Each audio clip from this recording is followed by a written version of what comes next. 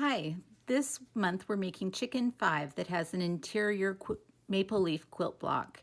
This is super straightforward. I bet lots of you have made a maple leaf block before.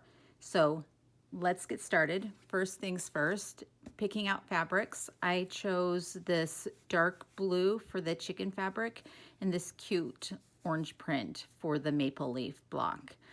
Again, just make sure there's good contrast so that your maple leaf image really pops and doesn't blend in with your chicken.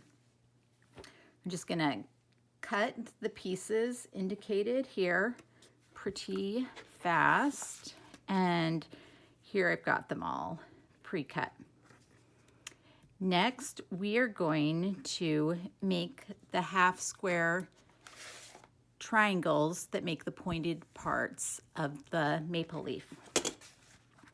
To do that, we are going to mark lines from corner to corner on the back of the large squares.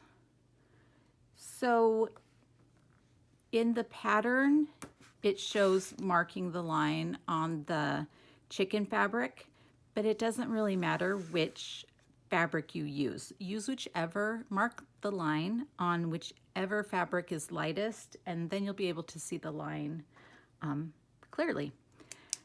So use whatever marking pen or pencil you like, and just mark a line from corner to corner, remembering that we're offsetting the ruler a little bit from the corner so that the pen line goes from corner to corner.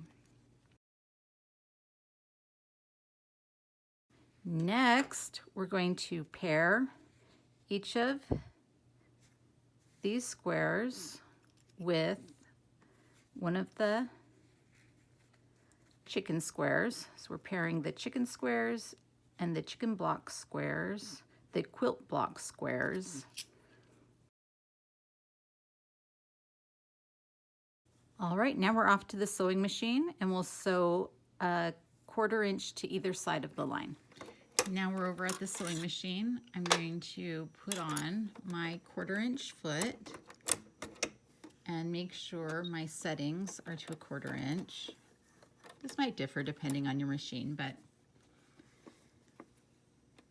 now we're ready to sew. I putting the edge of my foot on the line and pushing the fabric right up until the needle, when I put it down, is right at the edge of the fabric. So my first stitch is on the fabric, and this tends to help it, the feed dogs, grab the fabric better. Your machine might not have that issue. Okay, we're going kind of slow. My daughter used the machine last, and so she has it on slow turtle mode. We're gonna change it up to bunny mode. All right, there we go.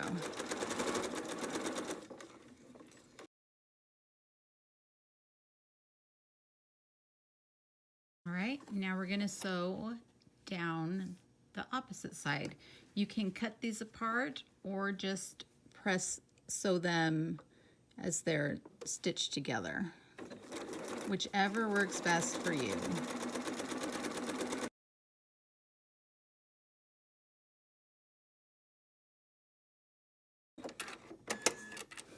Now that we've sewn on both sides of the line, we're gonna trim these apart and cut on the line. You can cut on the line with a pair of scissors or a rotary cutter, whichever you prefer. I'm going to use a rotary cutter today.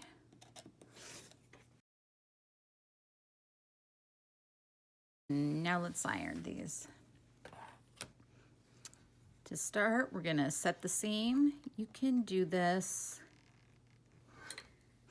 a couple units at a time.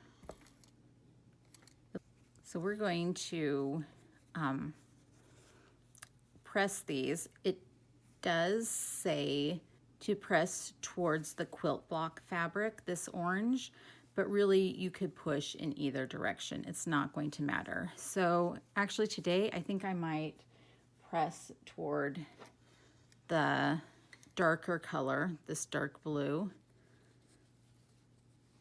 And the block that I made, the chicken fabric was a light turquoise in the original quilt, and the orange was a little bit darker. And you can do one by one. I'm kind of stacking them up like this, just makes it a little bit quicker.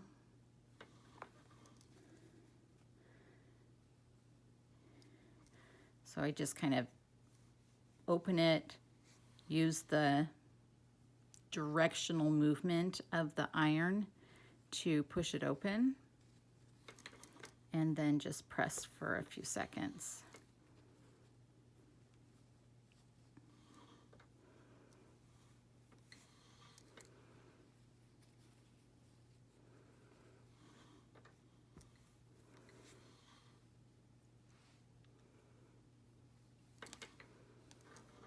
All right, we've got our cute little half square triangles made, and now we're going to trim them.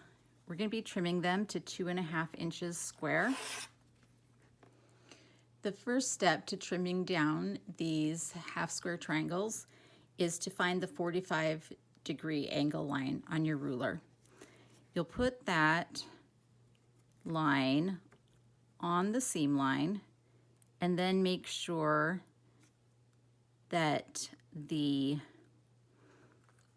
sides of the square are over, or at least even, with this inch line here, half-inch line here, and half-inch line here. You don't want to trim these any smaller than 2.5 inches. So we've got a little bit of wobbly edges that extends over all of the sides. Now I have to kind of rotate my ruler so that my 45-degree angle is going in the correct direction. If you have a square ruler, that's probably ideal. You don't have to do that. So I keep rotating it. And with the first and second cuts, you want these edges to go above the inch line and to the side of the half-inch line. But these last cuts are going to make it 2 inches square. So these trimmed sides need to be even with the size that you want your finished half square triangle to be. In this case, we want it to be 2.5 inches square. So this final cut, line on 45-degree, and then this is a 2.5 inch square. And I'm just trimming just a hair off of that. And having these perfectly formed half square triangles will make it really easy to piece things together. There's also this that you can use to trim. There are these lock block rulers. They are not inexpensive, but if you were doing like a whole quilt with 1,000,000 half square triangles that you needed to trim, they might be worth it. They have this ridge on the back that butts up against the ridge of the seam. You need to press your seams to the side for it to work. So you kind of feel it there, and you make sure we're trimming to 2.5, that everything is at least even with or extends past 2.5. Then you can trim the top and bottom really easy. And then you don't have to move your ruler. You can just rotate the block and go like this. In fact, using a rectangular ruler, So it's actually really nice. But they are kind of like Christmas and birthday present type of price. The best for this would probably be a smaller square ruler that has the 45-degree line going up to the side, because then, unlike the rectangular ruler, I can trim along both edges at once. If you have a hard time trimming like at the top here like that, don't, all right? Better safe than sorry. And we don't want anybody getting cut.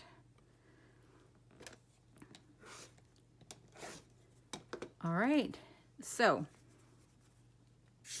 yeah, couldn't find my 4.5-inch square one, but that would be the perfect size for this. I'm gonna just continue on, and I'll probably use this little lock block one because it'll be the fastest.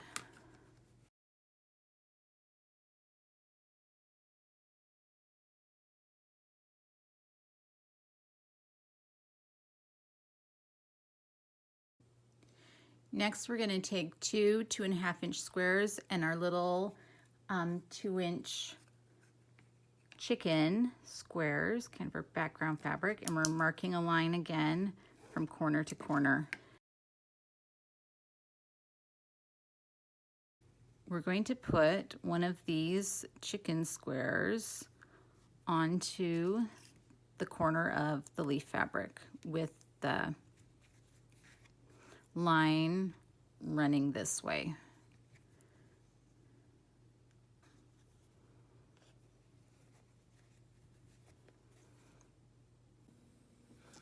I'm going to take off the 1/4-inch foot and put on my regular foot and change the stitch settings. And then we're just going to sew on the line.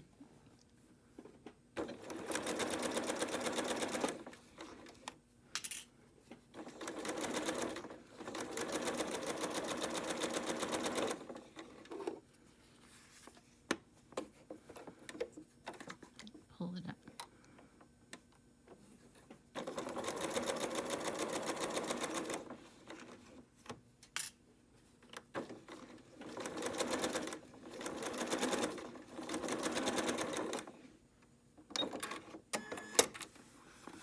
Now in the instructions, it says to go and trim and press, but I don't want to walk away from the machine. I'm going to try to streamline this by just folding this back and putting the other chicken square on the opposite corner. And then I'll trim and press both of them at the same time.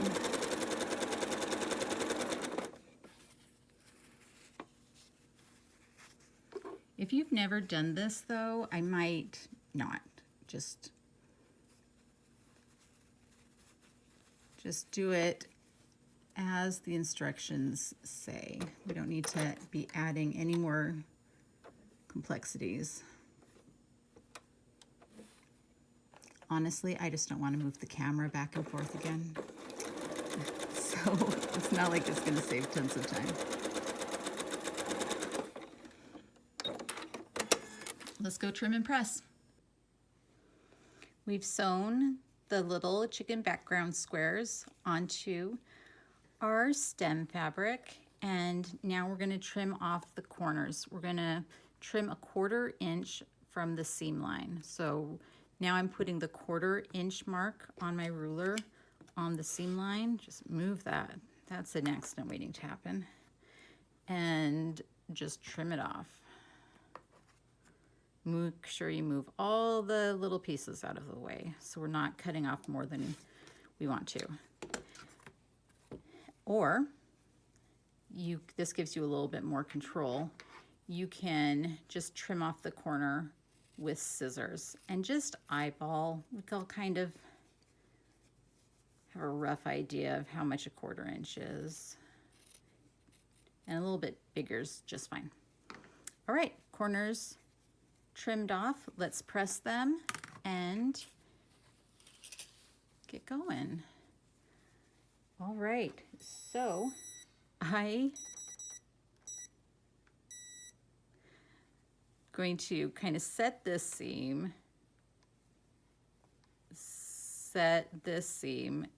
but then just press over to press this corner open.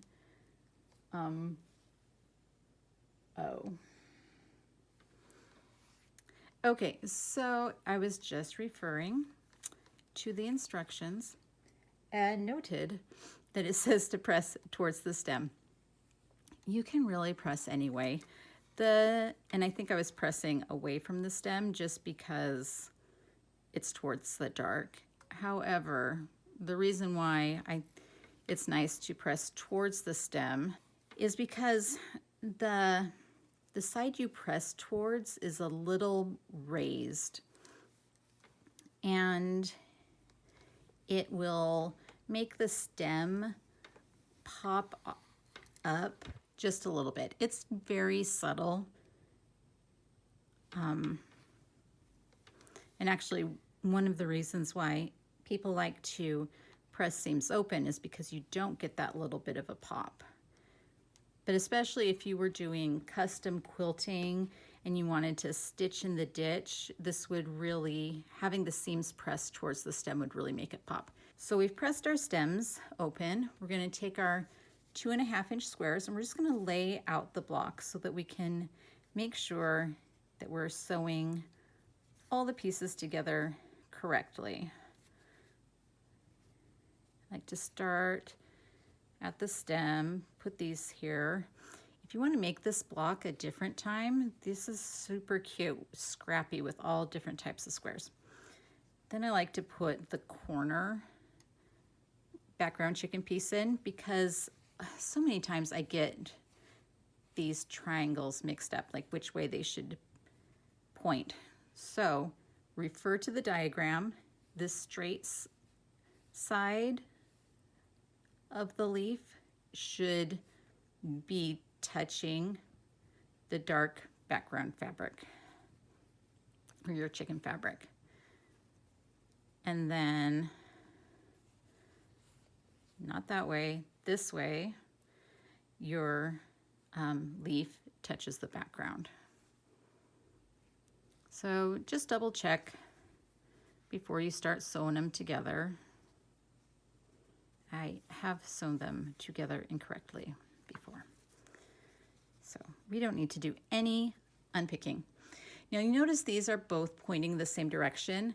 One will be, we're gonna rotate one when we put it together in the chicken, but these, you can rotate them in any direction, so it's okay if they're pieced facing in the same direction. We'll just, boop, rotate one over. All right, I'm gonna take this over to the sewing machine and we'll sew them together. All right, I'm over here at the machine and we're gonna sew these together into rows and then sew the rows together. That's what I said to do in the instructions just because it's very straightforward, very easy to explain. However, there is another way to do it. So let me show you that. It's called web piecing. Let me show you. So we are going to change this out to the 1/4 inch foot again. And change it to the 1/4 inch setting. I'm going to take these two, the corner piece and the half square triangle, make them face right sides together, and then just sew a 1/4 inch seam.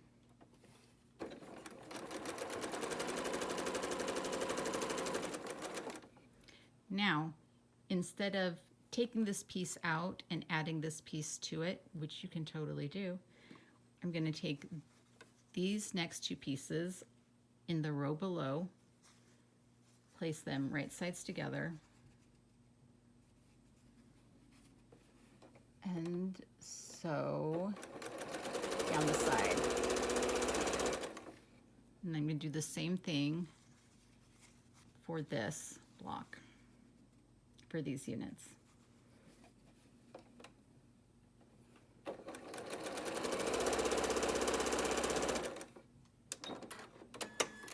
When I take this out, I have all of these sewn together, and they're all lined up in row order. So now I'm going to take this piece and add it to here. Now this whole web is going to come with me, but I'm just going to line this up.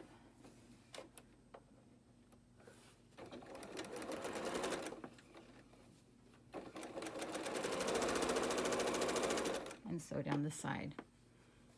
Yeah, open this up, take my piece in the second row,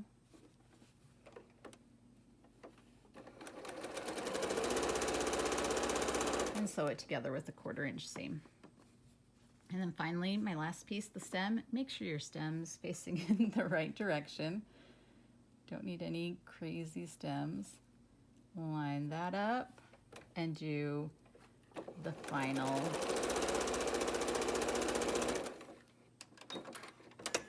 stitch.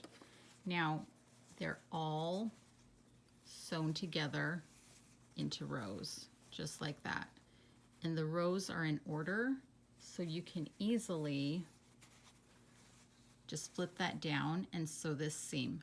I do recommend pressing these before you start to sew the rows together. So I'm going to go do that. So if you're finding it frustrating to press while they're all together, go ahead and just snip them apart.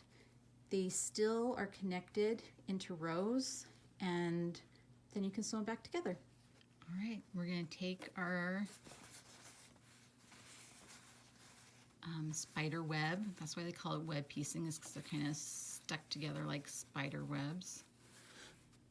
And match the seams. You might want to put a pin here to hold it. It's a fairly small block, so I don't think I will do that for all of them. And then we're just stitching the rows together with 1/4 inch seam.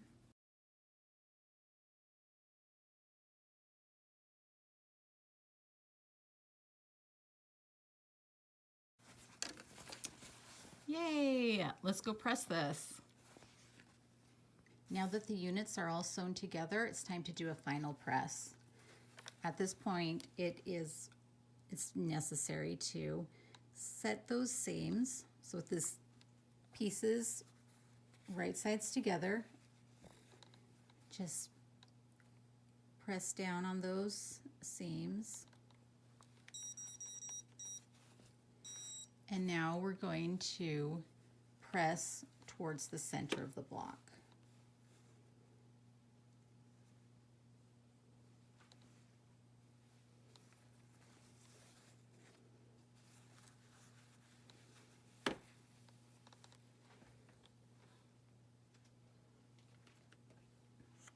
And you may want to use a little bit of water